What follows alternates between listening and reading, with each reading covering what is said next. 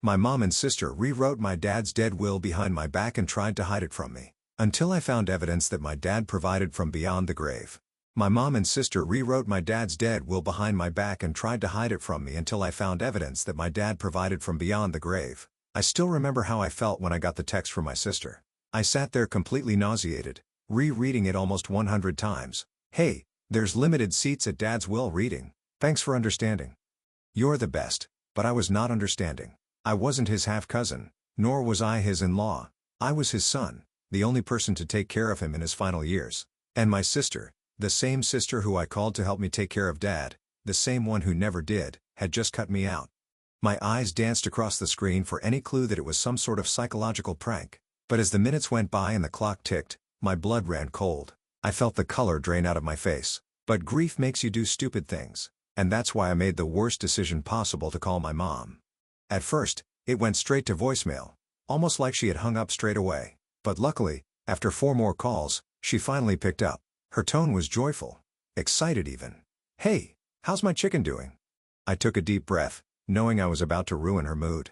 "I just got the news from Vanessa. She says I'm prohibited from being on the guest list because of lack of seating." This was followed by such a long silence that I almost thought she hung up or something. "Your father's death has been hard enough on me. Can you please leave your petty drama out of this?" Petty drama. My heart was beating in my stomach with anger. I tried to play it cool, but it didn't really work. "Are you serious?" I asked, voice shaking. "Mom, I'm his son. Why am I being excluded from my own father's will reading?" I heard a very audible sigh, followed by what sounded like her hand smacking her forehead. "Honey, limited seating is not something to take personally." "Mom," I interrupted her. "Emma, my other sister, says even his cousin-in-law is invited. Someone he hasn't even met before." Her response was enough to make me want to drive off of the Brooklyn Bridge. Well, you know how crazy inflation has gotten. Events like these aren't cheap. It was probably a tough call. You should be grateful that they felt confident enough to exclude you. My nails dug so hard into my skin, they formed those half-moon marks. "Be grateful?" I asked. "Mom, I'm the only one who even offered to pay for Dad's hospital bills. I was the only one by his bedside when he said his last words, but now I didn't make the cut to be there on a day meant to honor him. I knew you would do this." "We all did," my mom said while sighing. I swear I almost threw my phone across the room. "Do what exactly?" She then hung up the phone. My heart raced, and I practically tripped running down to the punching bag in my basement. If not for that, I would have caused even more serious harm. But when I was done, I didn't even want to confront my mom or Emma anymore. Emma would probably just text me, "Sorry." Meanwhile, my mom would tell me to come back when I'm ready to act properly. I'd be the one forced to accommodate them. But deep down, I knew that at least some of it was my fault. Because that's the standard I set. I practically came out of the womb a people pleaser, and people said I'd always grow out of it, but I never did. Honestly, I never thought it would. Until I got the text. It was from my mom, and clearly not meant to be sent to me. "Jack, my name, just called. He doesn't know we rewrote the will." The message was deleted seconds later. That's when something in me cracked. Because not only were they taking advantage of me, but also our dead father, and it was finally time for them to pay. I sat on my couch staring at the wall for nearly an hour. My phone kept buzzing with messages. Probably my mom trying to cover her tracks. I didn't bother checking. The basement punching session had cleared my head enough to think straight. Dad had always told me I was too trusting. "Jack, people take kindness for weakness," he'd say. I never believed him until now. I opened my laptop and started making a list. Every time I'd covered for my sisters. Every time I'd paid bills they promised to split. Every holiday I spent with Dad while they were too busy. I needed ammunition. My sister Emma finally called around 9 p.m. I almost didn't pick up, but curiosity got the best of me. "Jack, Mom said you're upset about tomorrow." She started, sounding annoyed rather than concerned. "What did they rewrite, Emma?" I asked calmly. The line went quiet. "What are you talking about?"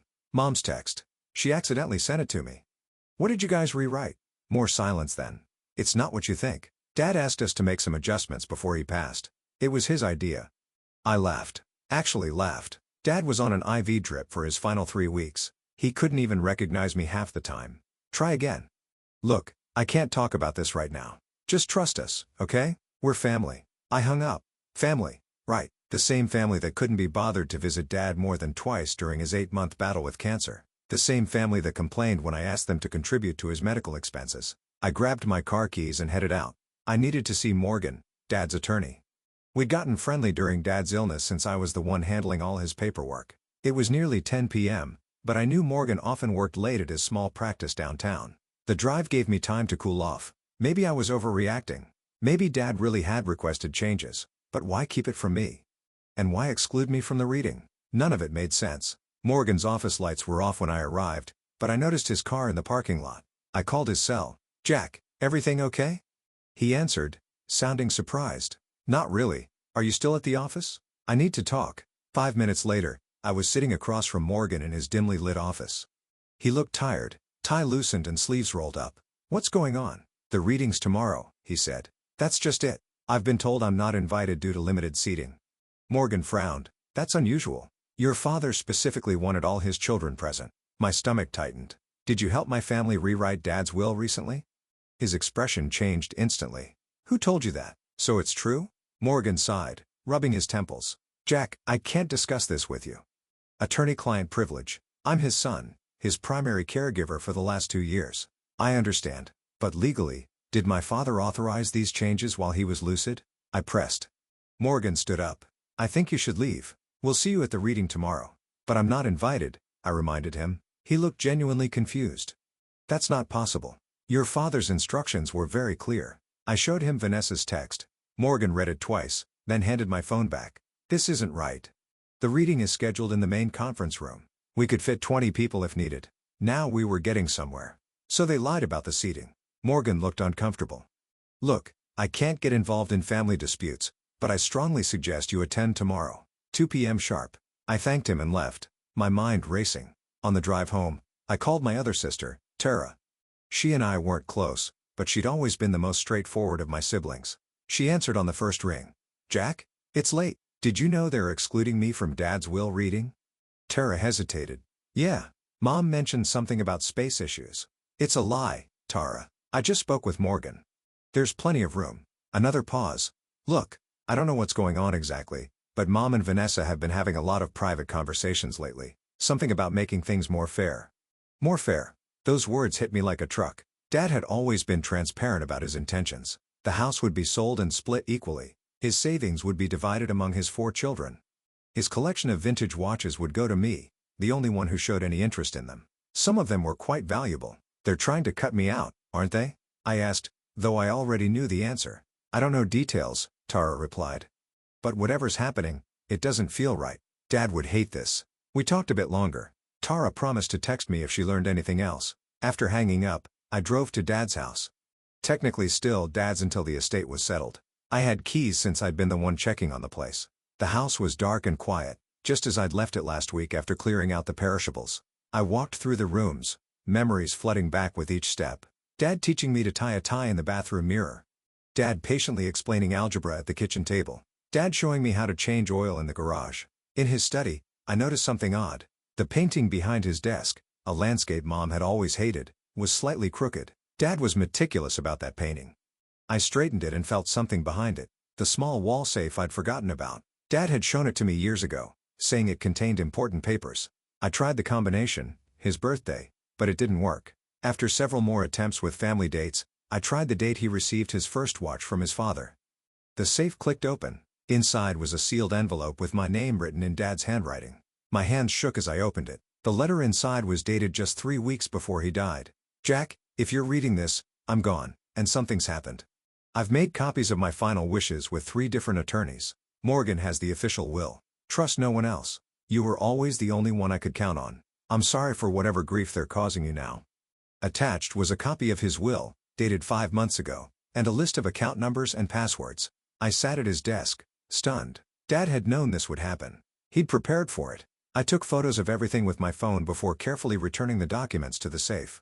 Tomorrow at 2 p.m., I'd be at that reading, invited or not, and I'd be ready for whatever my family had planned. I slept terribly that night. My dreams were a jumbled mess of Dad's disappointed face and Mom's cold voice. I woke up at 5 a.m., mind racing with plans for the will reading later that day. There was no way I was missing it, invitation or not. I made some coffee and reviewed the photos I'd taken of Dad's documents. The will seemed straightforward, exactly what he'd always told me. Equal split of the house proceeds and savings, with his watch collection specifically left to me. Some of those watches were worth thousands. I wondered if that's what this was all about. Around 7 a.m., my phone buzzed with a text from Vanessa. "Hey, Just checking you got my message about today. So sorry again about the space issue. I didn't respond. What was I supposed to say? Actually, I know you're lying and trying to screw me over. Better to let them think I was sulking at home. I spent the morning researching estate law online. Not that I expected to become an expert in a few hours, but I wanted to understand what might happen if they really had changed Dad's will. Most sites said the same thing. Last-minute changes to wills, especially when someone was on heavy medication, could be contested. I took detailed notes highlighting key phrases about testamentary capacity and undue influence that seemed particularly relevant to my situation. At noon, Tara called. "They're all meeting for lunch before the reading," she whispered. "Mom keeps asking if I've heard from you. What should I tell them?" she asked. "Nothing," I replied. "Don't mention we've talked.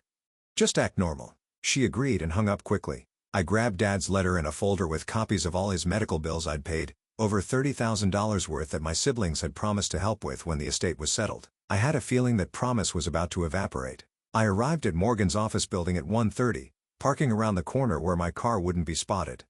The plan was simple: walk in confidently like I belonged there. If they tried to stop me, I'd deal with it then. I took a moment to straighten my tie and smooth down my shirt. Dad always said looking put together helped win half the battle in any confrontation. At 1:50, I entered the building and took the elevator to the 4th floor.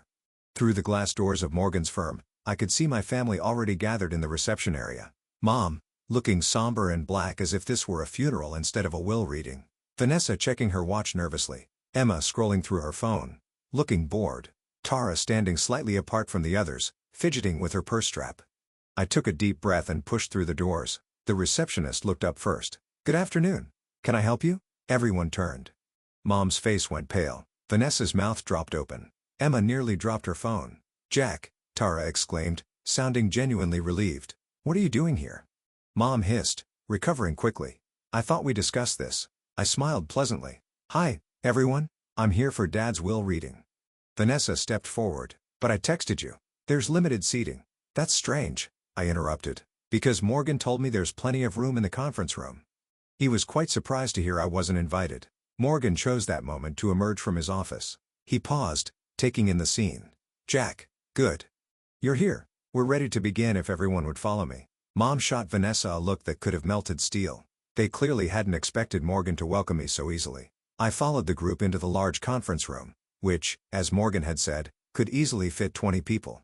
So much for limited seating. I sat directly across from Mom. She avoided my eyes, suddenly very interested in arranging her purse just so on the table. Cousin Rachel was there too. Dad's actual blood relative who'd always been kind to him, along with 2 people I didn't recognize.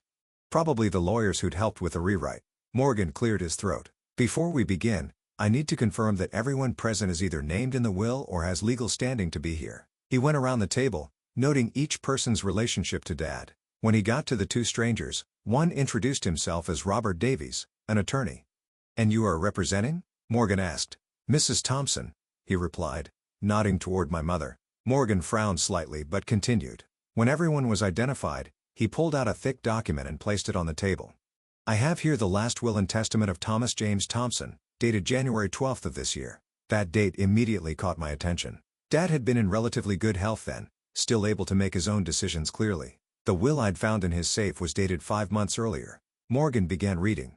The standard legal language washed over me until he got to the distribution of assets. That's when everything changed. "The family home and all its contents are to be left to my wife, Caroline Thompson, to dispose of as she sees fit." Wait, what? Dad had been clear the house would be sold and split among us kids. Mom already had her own condo downtown. My savings and investments are to be divided as follows: 30% to my daughter Vanessa, 30% to my daughter Emma, 30% to my daughter Tara, and 10% to my son Jack. I felt like I'd been punched. 10% after everything I'd done. Furthermore, my collection of watches is to be sold with proceeds added to the general estate for division as stated above. The watches. The one thing Dad had specifically promised to me. I gripped the edge of the table, trying to keep my composure. Morgan continued reading, but I barely heard him. I was staring at my mother, who still wouldn't meet my eyes. Vanessa, however, was watching me with what looked almost like pity. When Morgan finished, he asked if there were any questions. My hand shot up instantly. "Yes, Jack," Morgan said, looking uncomfortable. "I'd like to know when my father made these changes." "The will I found in his safe is dated 5 months before this one," Robert Davies cut in. Mr. Thompson was perfectly lucid when he requested these amendments. I have reason to doubt that, I replied calmly. Furthermore, I continued, pulling out the envelope from Dad's safe, I have here a copy of my father's previous will, along with a letter stating that this was his true final wish. I slid the documents across to Morgan, who examined them with a deepening frown. Where did you get these? He asked. From Dad's safe, the one in his study. Mom's head snapped up. You broke into Thomas's safe?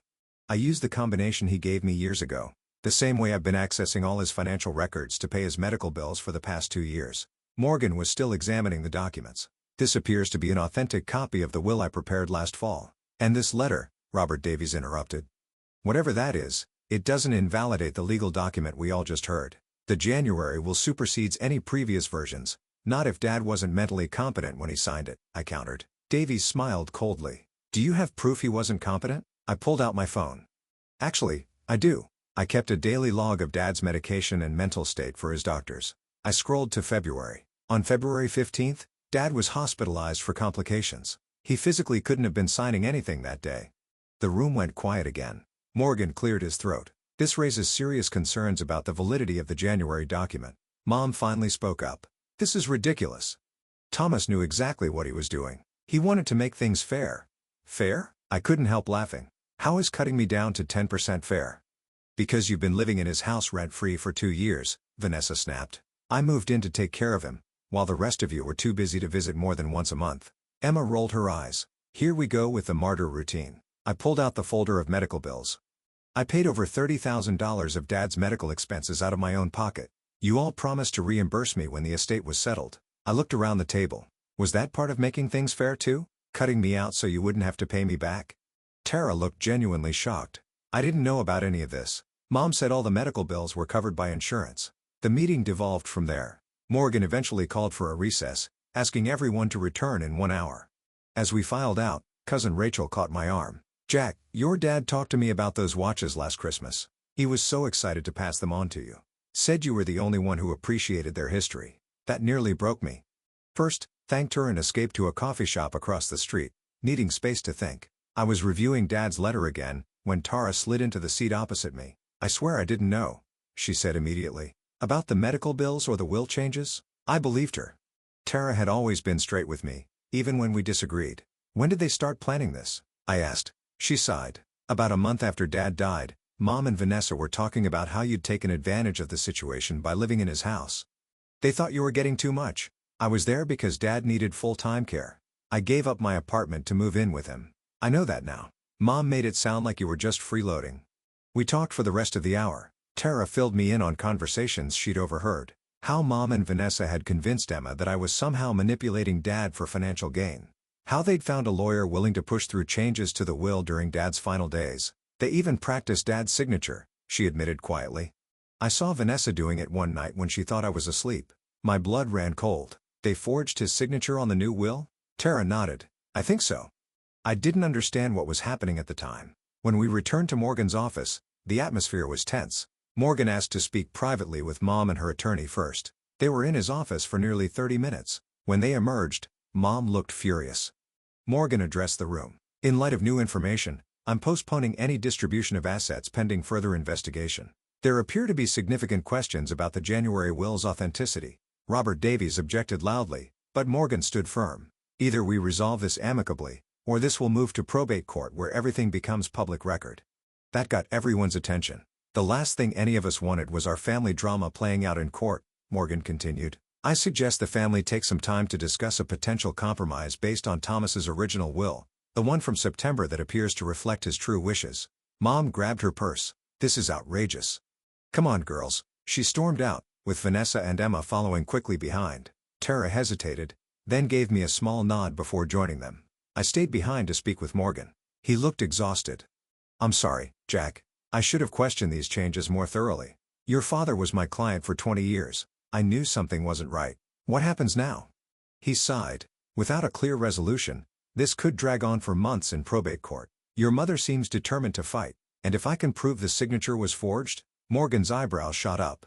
That would be a criminal matter. Forging a will is fraud. I left Morgan's office feeling drained but determined. Dad had known this might happen. That's why he left the letter and copy of his real will in the safe. He was protecting me even after he was gone. Back at my apartment, I found 3 missed calls from Mom and a text from Emma calling me selfish for making a scene. I ignored both and called Tara instead. "How bad is it there?" I asked when she answered. "Nuclear. Mom's talking about hiring a different lawyer. Vanessa keeps saying you tricked Dad into leaving you the watches because you knew their value. That's ridiculous. Dad offered them to each of you first. None of you wanted them." "I remember," Tara said. "Look, I've been thinking. I might have evidence that could help." My heart raced. "What kind of evidence?" Around the time they were planning all this, I lent Vanessa my iPad. When she returned it, she hadn't logged out of her email. I saw some messages between her and that lawyer, Davies. I took screenshots because it seemed shady, but I didn't understand what they were doing then. "Do you still have those screenshots?" "Yes. And there's something else. The day they claimed Dad signed the new will, February 15th. I'm positive he was in the hospital. I visited him there. This confirmed what I'd found in my records. Can you send me everything you have?" "Yes. But Jack, be careful.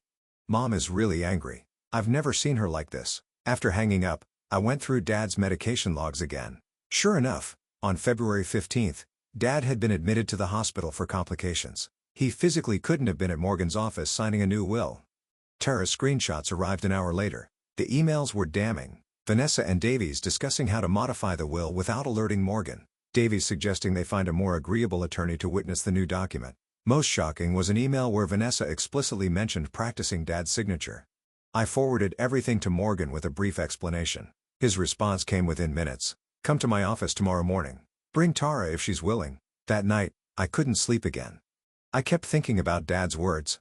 "You were always the only one I could count on." He trusted me to handle this situation, to stand up for what was right. For once in my life, I wasn't going to back down and play peacemaker. The next morning, Tara met me outside Morgan's building. She looked like she hadn't slept either. "Mom knows I'm helping you," she said as we walked in. "She called me a traitor. I'm sorry you're caught in the middle." She shook her head. "Don't be. What they did was wrong. Dad deserves better." Morgan was waiting with another attorney he introduced as Linda, a specialist in estate fraud.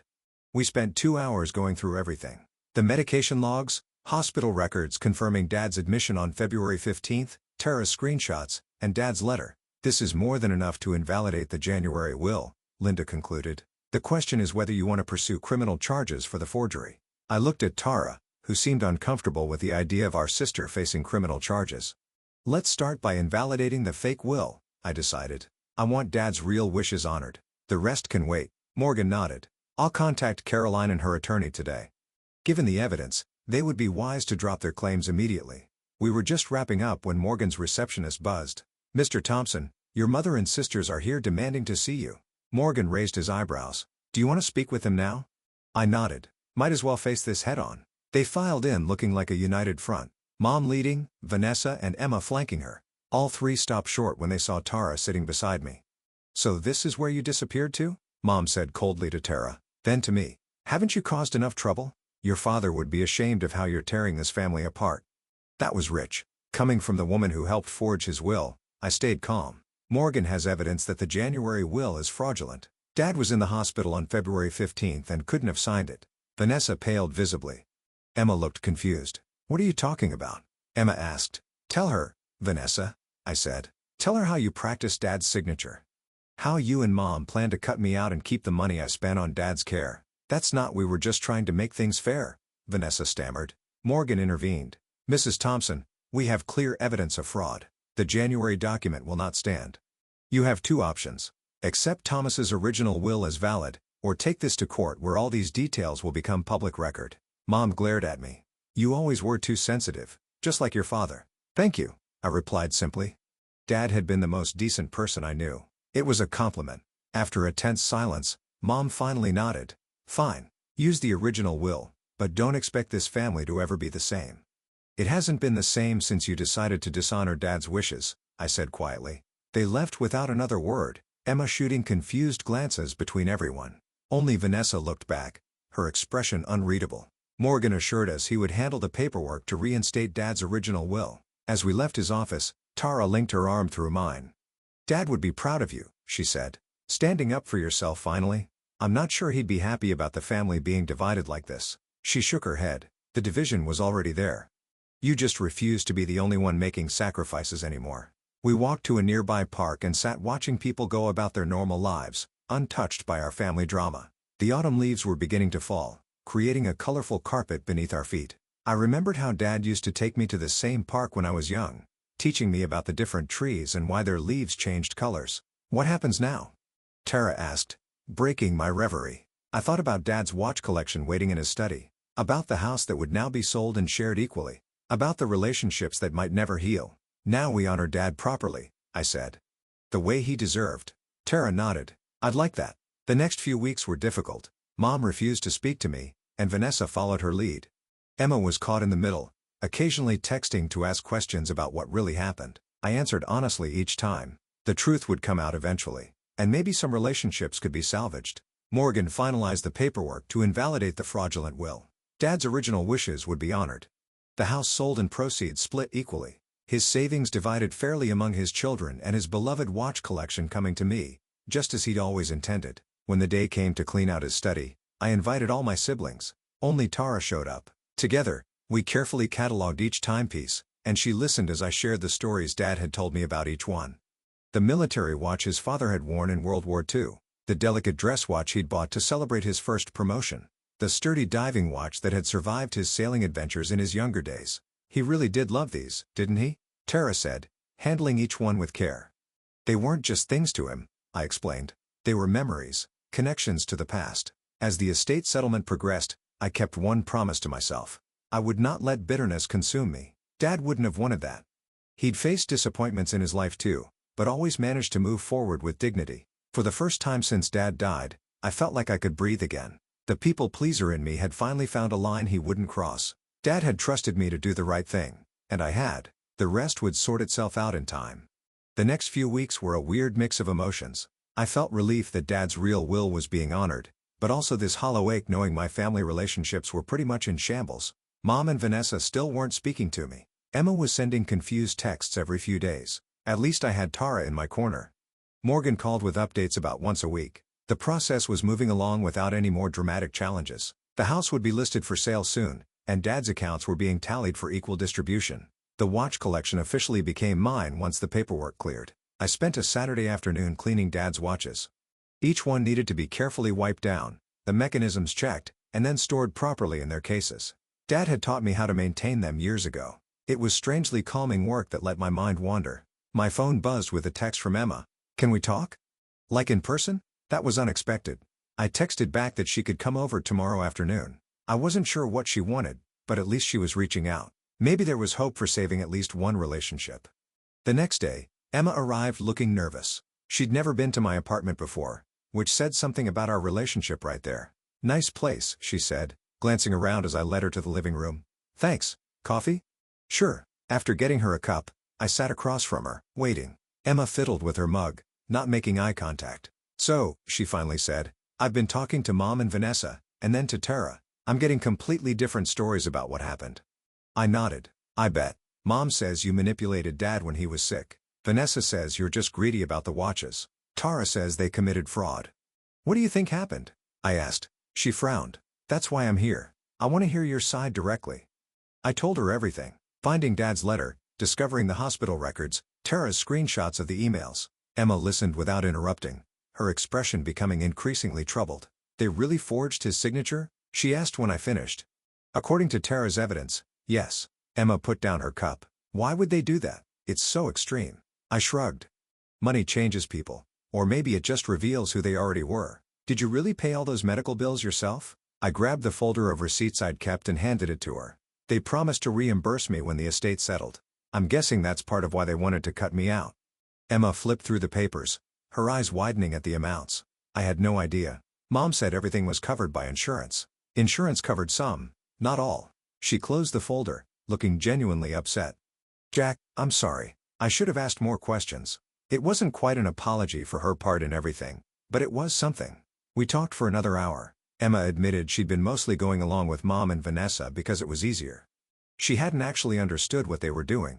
I believed her. Emma had always been the follower of the family. After she left, I felt slightly better. One small bridge may be on the path to repair, but I wasn't holding my breath for similar breakthroughs with Mom or Vanessa. The next week, Morgan called with news that the house had been listed for sale. We needed to clear out the remaining personal items soon. I dreaded the thought of running into Mom or Vanessa there, but it had to be done. I decided to go on a Tuesday morning when everyone would likely be at work. The house felt eerily quiet when I let myself in. So many memories in these walls. I headed straight for Dad's bedroom to pack up his clothes for donation. I was halfway through the closet when I heard the front door open. My whole body tensed, waiting to see who it was. "Hello?" Tara's voice echoed from downstairs. I relaxed immediately. "Up here." She appeared in the doorway a moment later. "Thought you might be here. Emma mentioned you were starting to clear things out." "Yeah. The realtor wants to stage the place soon." "Did you come to help?" She nodded.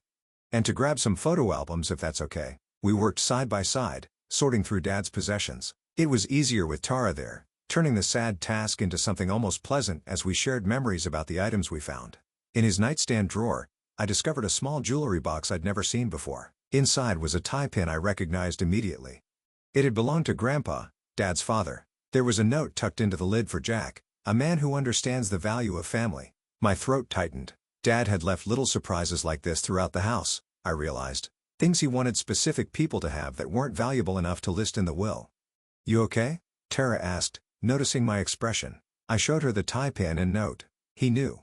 Even before he got sick, he was planning who would get what. Tara smiled. That was Dad. Always thinking ahead. We spent the rest of the day discovering more of these hidden treasures. A cookbook with notes for Emma. A small watercolor painting Dad had bought on a trip to Maine that had Tara's name on the back. Even items for Vanessa and Mom. Should we tell them? I asked Tara as we cataloged everything. She hesitated. "Let me talk to Emma first. Maybe we can all come together to go through these things.